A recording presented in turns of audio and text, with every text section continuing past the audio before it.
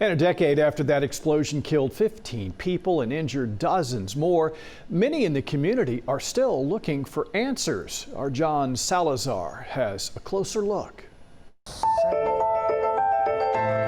Around 7:30 p.m., April 17, 2013, Dr. George Smith switched from normal patient rounds to emergency evacuation mode.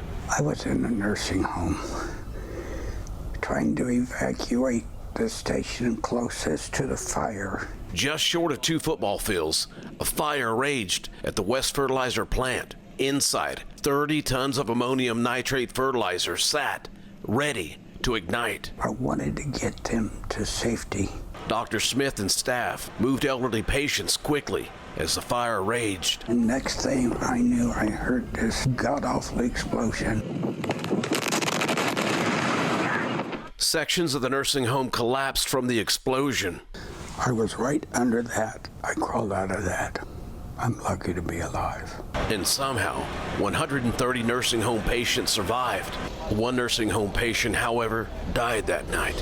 Here's the apartment complex. That's where one of the fatalities was. At the fertilizer plant, 12 first responders lost their lives. Nearby, 2 other locals were killed, another 260 injured. Ammonium nitrate. Used as agriculture fertilizer in the farming community, the ammonium nitrate became volatile from the fire. I knew that ammonium nitrate could create significant problems. A multi-agency large-scale investigation, including former state of Texas Fire Marshal Chris Keneally and the Chemical and Safety Board, or CSB, led to conclusions about mistakes. The CSB believes that OSHA and the EPA should strengthen their regulations to protect the public from hazards posed by fertilizer-grade ammonium nitrate. We need to keep fire from ammonium nitrate, bottom line. Perhaps the biggest finding, according to the CSB and fire marshal, is that investigators found firefighters did not have proper training to deal with ammonium nitrate. They didn't realize they were dealing with a hazardous material incident. The CSB report also found the old fertilizer facility used wooden bins to house the fertilizer, further fueling the fire.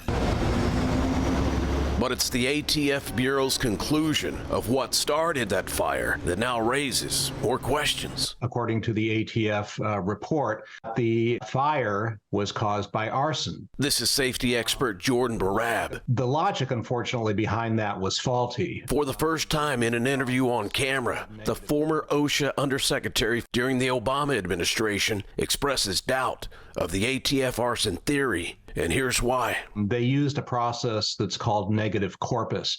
As the ATF sifted through ashes, looking for clues, they turned to a process of elimination theory known as negative corpus. And that process has been condemned by the National Fire Protection Association as an unscientific method. I feel very good about what their findings were. But the former state fire marshal agrees with the ATF arson theory. Absolutely. It was a unified investigation with the state fire marshal. Like the investigation, which has gone nowhere.